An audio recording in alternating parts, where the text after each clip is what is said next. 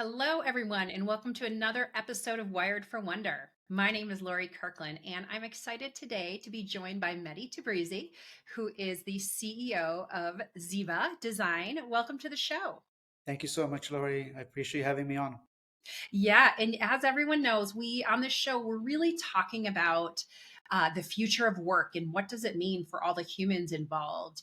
And so I've invited Mehdi here because he running an organization, a design company that really focuses on creating meaningful customer experiences. I thought you would be a great leader, so we can have a conversation in public just about some of the challenges that you're seeing in the marketplace. Absolutely. Again, thank you for having me on. I think we're in this dynamic, pivotal moment as with the advances of technology and AI and how the intersection of that works with the human. So, very important topic to be discussing. Well, I'm so glad to have you on here as well. And you've got some great experience. If you guys go to LinkedIn and look at Mehdi's background, he has been chief marketing officer, CEO, customer experience officer. He's got a really great resume of and profile of really powerful jobs through the years. But would you just share with us what are some challenges that you think you're seeing today that you really haven't seen maybe in your career before? Well, I think, as I said, the dynamics have become so much complex. We have one aspect technology which we hear every day, right? AI, AI, AI. But then there's other aspects that are happening, generational changes that are happening. We have Gen Alpha who would shortly be entering the workforce.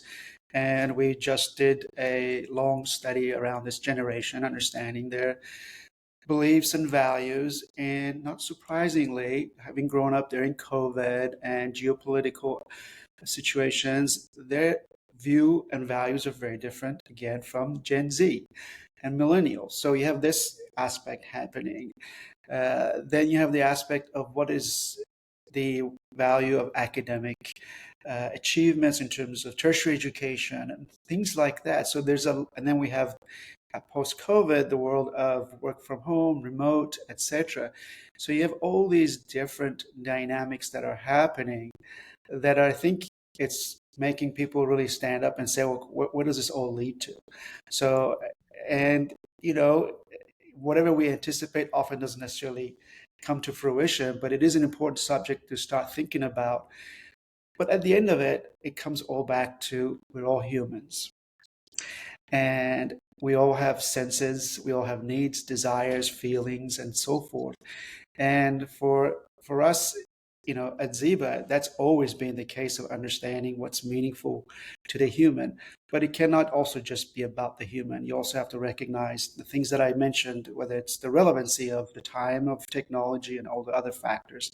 So it's thinking to the future and thinking about what does that intersection look like. I mean, and it's so fascinating to think about that intersection, right? Like much of the work that I've done in my career, it's great. I've got this experience, but the truth is everything up until now has been built on right predictability of like hitting timelines to get to a known outcome. Well, as a leader, nobody knows what the outcome is going to be. So it's almost like we have to completely shift how we're actually thinking about leadership and how we're thinking about the value of humanity and humans in a way that, at least in my career, I've always been passionate about it, but it hasn't really been a societal thing. Do you see that changing? And if so, Absolutely.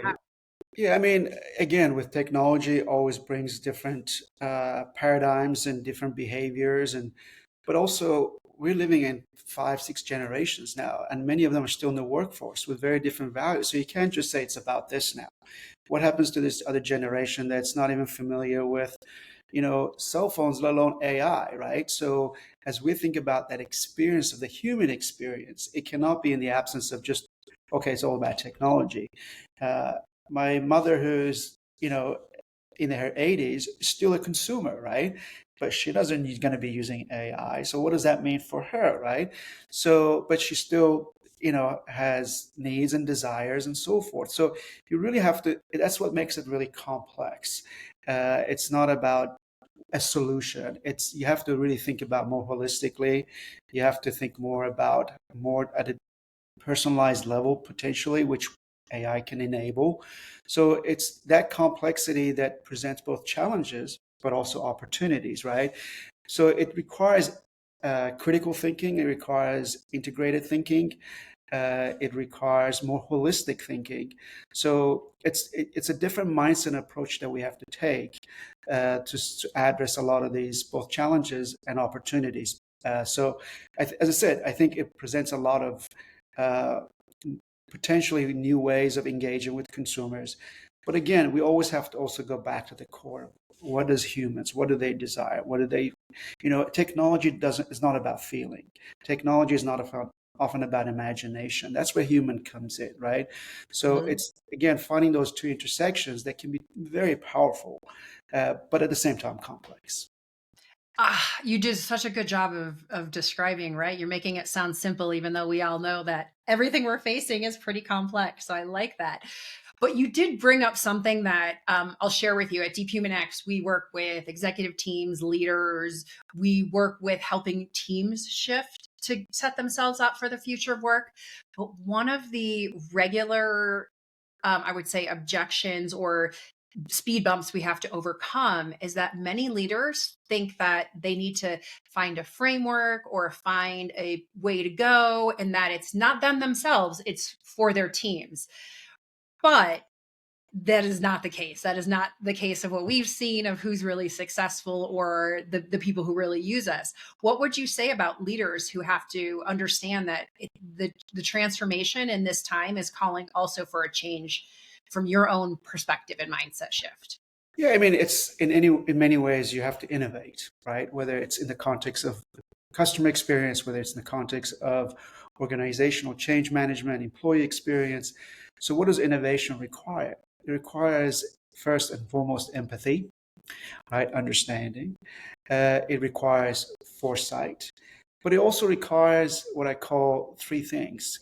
It requires a conviction, it Mm. requires clarity, and it requires commitment. Without those three things, innovation doesn't happen. And conviction is staying the course that this is what we're going to help and solve.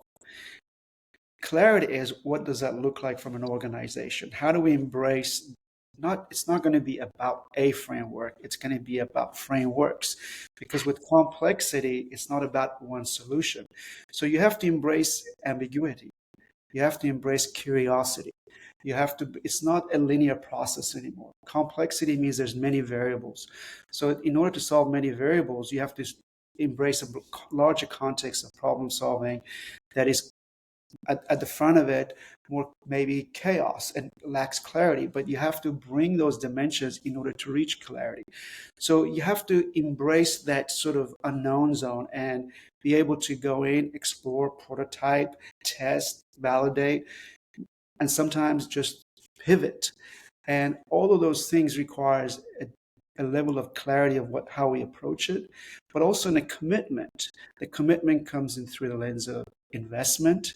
It requires through the commitment of training of people, leadership skills, style management. So all of those things have to go hand in hand. It can be just about one of them. And so I've seen this through my career with organizations that have said, we want to be about innovation. And they had the conviction, but they lacked the clarity and the commitment, and it failed.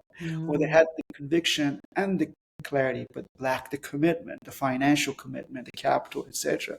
So for me, whenever you're in this point of transformation, which requires innovation, and you have to really embrace all three if you really want to succeed. I love those tips, and they're so true. And it really just speaks to what you pointed out at the beginning, which was we're not in a linear process anymore, right? Which was once was this plus this, and analyzing that process is going to get you more productivity. It's like, nope, the ante is make money and productivity. Now it's about how do you ride and make sure that there's connections, and that you as a leader yourself have a strong conviction of I'm giving goals that are big enough for people to follow, that it's not just something like here's a 3-year roadmap that talks about very specific tasks that need to be done. Like throw that list away, Absolutely. get realigned with your bigger goals as an organization, as a team, including what is important to all of the people on your teams, and then move forward. So I really love those tips of the three things. Yeah, that's it. And leadership is no longer about a person at the top defining what those things is, right? It's just, again, with complexity, our minds are not going to be individually be able to solve this.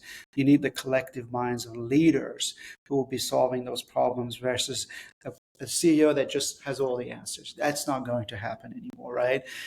So you need that strong leadership. And the question is, how do we build those leaderships? And today, in particular, as I was thinking about, the kids that are graduating and with AI, a lot of that work that graduates would do, now AI can do that. So how do graduates get trained, right? So what's the implications of that for organizations? What is the implications of that for universities who were training these graduates to come and do the kind of work? So again, lots of complexities that leaders have to think through, but it does come with those conviction, clarity, and commitment, and then solving those with great leadership within the organization. And I think having that mindset of we have to solve this collectively, and not, when I say even collectively, not even within the organization. You have to think outside the organization. I love that. I think the power of networks is becoming even greater for organization, because having all the expertise, every knowledge in house is just not viable, not practical. So you have to expand and create networks where it's a win-win, right? So I think those dimensions are really critical to how potentially organizations have thought about themselves in the past. And as I said, everything that we look at, because of the number of variables that's increased, the complexity is increased. And I would say that's the same even for our economics point of view. Before, maybe it was easy. You increase the interest rates, this would be an effect. Now there's just too many variables. It's not just about turning this up and down that has a cause effect. It's much more complex. So it's the same within organizations, within the markets, and the changes that we're seeing. Well, and it's interesting because, right, what was once the kind of keys to success and the levers are no longer. Like you said, it used to be try increase this, get expected output. But when we don't know, when it's not linear, and then we don't know all the variables because the variables are changing. What becomes more important is, are you able to connect and stay, abreast of the change so that you can actually ride the wave of change versus using fixed points. And your um uh connection to the collective, I am so in alignment with that. At DeepHumanX, we are seeing like leaders and organizations who are all of a sudden, what they used to think was a competitor or not at all related, they're saying like, wait a minute, we can actually partner up and we're both working on the same goal, just from different avenues. And we're actually seeing leaders in companies think differently, where it's not just inside your own organization anymore. It's like, hey, why would we not use our, collective knowledge as humans? One, because it feels good to connect. We're wired for connection as people. And then two, it allows you to actually create more high value work when Correct. you're not focused just on the micro, tasks at hand, right? When Correct. you're looking from a bigger lens. Yeah, I think you touched on the word that I love is value creation. Mm. Ultimately, every organization is about creating value both for the business as well as for their audiences, the customers. So, in a complex world, value creation is not going to happen just within an organization. You need to use leverage for others and partners and network, etc., to create, like you said, a greater value both internally as well as externally. So, those are the challenges. It is more complex, and therefore it requires a different mindset in order to achieve success within this paradigm.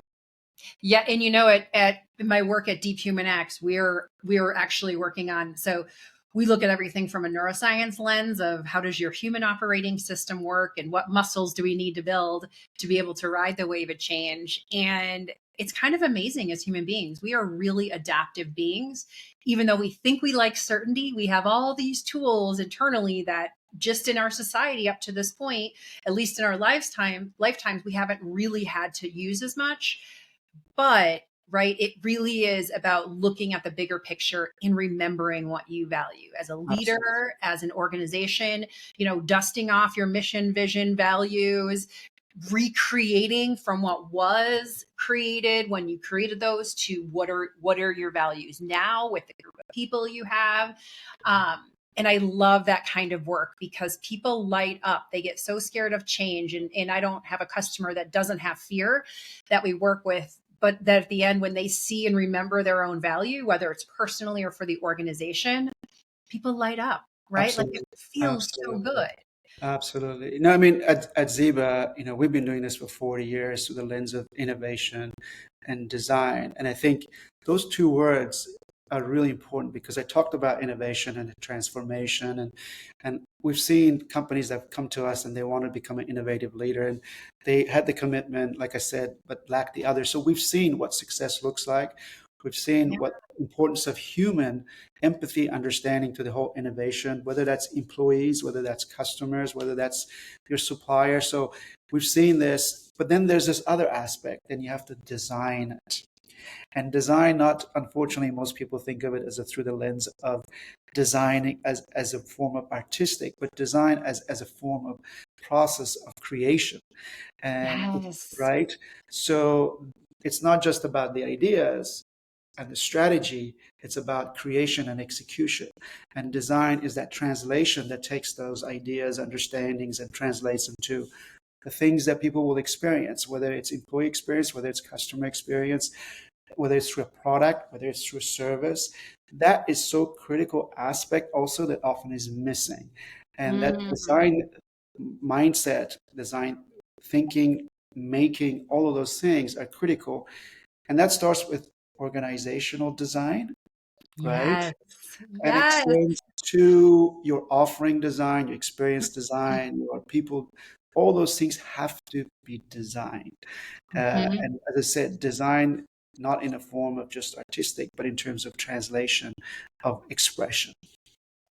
You know what? And I love that. And I'm a big believer of I don't feel like I'm an artist by any way, but I do know that I'm the happiest person when I'm in a creative mode, right? We're all actually, as humans, right? That's part that you're in your best self when you're in a creative mode. And that doesn't mean like paint on a canvas. It means looking at the problem that's in front of you and creating something that wasn't there before.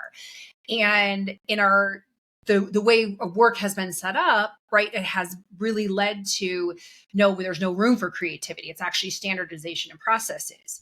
But since that work is going away, we've got robots to do that now. It's like we have to really build those muscles of creativity and design and get everyone to see it values. But I think it's interesting to tie it back to the generational stuff, your research that you underwent. I think some of the younger generations are calling bullshit on the way things are, and they've been doing it for a lot longer than even before AI.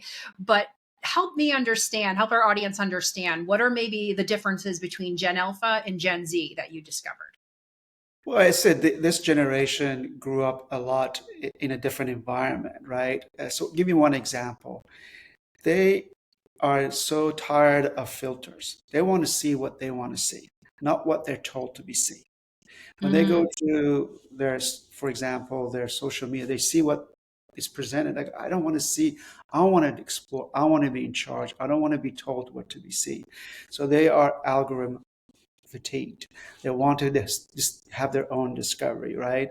So they have what we call dual citizenships. They have different identities when they're working in a gaming environment to when they're in real life. So there's this really interesting values, and I'm happy for anyone who's interested to share the report if they want to reach out to me on LinkedIn, etc. So it's a really interesting value system, and we've actually defined 5 different themes. And we actually show how they're different from each generation, from Gen Z to millennials. And there are contrasting differences in the value system. And the value system is what that drives the behavior, et cetera, et cetera. So, mm, so I think understanding at that depth is really important. But then also, as I said, how do we translate that? That's what design does, right? yes. The design is understanding how to express in ways that people feel, right? So a lot of that, I think that one of the things you mentioned is creativity. I believe everyone is creative, right? Not everyone is a designer, right? But creativity can come from every sort of a human, depending on their passion, their interests, and so forth. So organizations have to become creative, but they also have to bring people with they can translate those into designing those ideas and thoughts and so forth. So, uh, And can I go ahead, interrupt you just right there? please. 'Cause I really want to make a point about looking at the human operating system. Creativity, actually, every human being is wired for creative thinking and to be a creator. But that only comes when you are above fear. So if you're in a fear state mind where you're feeling like stuff is happening to you, or you feel like a victim, or you feel like no one else is going to do it, I have to do it, that means you're not actually in a creative state. But Correct. when you get past the fear and you start being like, okay, that is there and I'm going to do something about it, all of a Correct. sudden you're tapping into it's your right brain in your head, but your Correct. holistic thinking, your creativity. So It's every human being is creative. it is. Agree. It's either fear or also or permission. In Mhm. organizations, it's like you just do that versus tapping to the creativity of every person within the organization that contributes to what they're doing and solve problems or see new opportunities. That's creativity, right? Creativity through understanding, through empathy, through seeing things, connecting the dots. People that are done some, been doing the same thing can see problems, they can see opportunities, right? But how do we give them that permission that, yeah, you're part of the solution of coming up with a solution, right? So I think your point is absolutely right. It's about people giving him not fear, but also permission.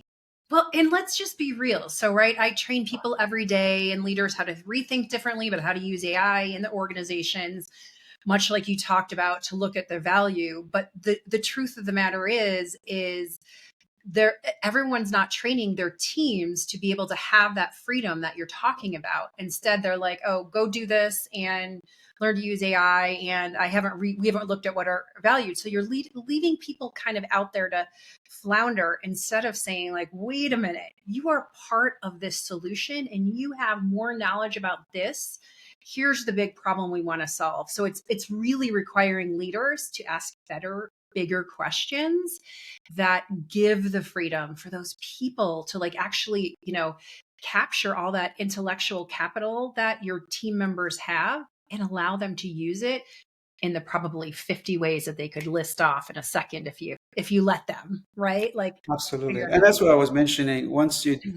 clarity of what it will take to succeed, let's say this is one of those, right? Then the question is, how are you going to commit to it through structure, through incentive, through whatever means that's necessary to achieve that success.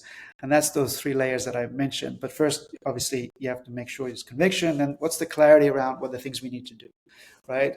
The clarity, as you said, again, is like, okay, we have to give permission for people. We have to give them space and opportunity. Okay, then what does that commitment look like? Yeah. Well, so Because give me a challenge that you used, that you came up against, where you had to kind of use the model of clarity, conviction. Like, give me something that you had to really, that was really challenging for you, that you had to like follow your own advice to actually no, work it's through it's so that you yeah. I something. mean, I've experienced it both personally, but also with clients where the executive says we're all about customer experience or we're all about innovation and we want to do this, okay? And then you come up with a plan in terms of what you would need to do, and then you need to now start the commitment of, okay, we're going to, for example, create this thing that will help our customers or help. And well, how much is that going to cost? Well, what is that going to do? So then it starts, okay, that's not maybe a priority, right? Maybe right now we don't do that.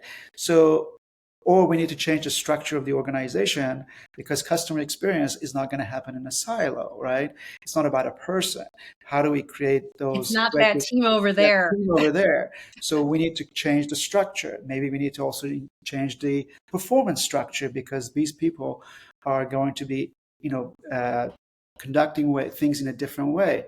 Well, that's too hard now. So then you start seeing that commitment not coming through. right? And that's where you don't get traction. So again, I've seen that with people that talk about innovation, people that talk about customer experience, people that talk about digital transformation, omni-channel marketing, all of these things that are complex, that heavy, that requires that those three elements for it to succeed. And if you're not going through all those three layers, it won't happen. And it will be kicking the can down the road. And at some point, it's going to come back and impact the organization in an adverse way. Well, I mean, and it is. There's a lot of systems that are crumbling right now. Whether we want to admit it or not, we're seeing systems fall, which means Right. there's room for new ways of working, new ways of being that quite simply with the old systems in place weren't there. But what advice would you give to our audience? Like, this is gonna be my final question for you, so I want you to really think about being of service for the audience. What advice would you give for leaders who, right, are scared of, I can't drop everything, I'm a successful company, but I want to start making changes? How would you, what advice would you give them to actually, you know, look at change not as such a scary episode? I think you have to first embrace it. It is going to happen, whether we like it or not. Times change and we cannot control the things that are outside of our control. I think the advice is leadership, bringing a team that's really understands what that looks like. Because I've worked with teams that are very rigid leadership, and it's like, this is what I do, and this is. So you have to bring leaders that are going to work across, up and down and across. So that team of leadership is so critical to the success. Not saying this is always we've done, this is how we succeeded, because what made you great is not necessarily going to take you to the next place, right? So Mhm. you need to create a team that really embraces that thinking, that agility. I think those are the starting points, really. And then you have to, like I said, embrace the power of the collective, not trying to think we can solve it all internally. Whether those are bringing experts, bringing whether from outside partnerships. So again, a lot of companies, it's like this versus no, we have to open up, Yeah. right? So I think those are some of the elements that begin to start embracing those things. And then the third element is starting really think about your people and how they can contribute at every level to that success. Because, a great customer experience will only happen because of a great employee experience, right? Because the people feel good about what they're doing, they feel, and they want to contribute to the purpose of the organization or its vision or its promise, etc. So I think those are some of the changes that you need to make, and some of the sort of paradigms that you need to start embracing in order to succeed. Mehdi, you have such great thinking and are clearly thinking and working and being a leader of the future of work. So I really appreciate you joining us today and sharing your insight and knowledge with the audience. So thank you everyone for listening, and thank you, Mehdi, for being on. Thank you so much.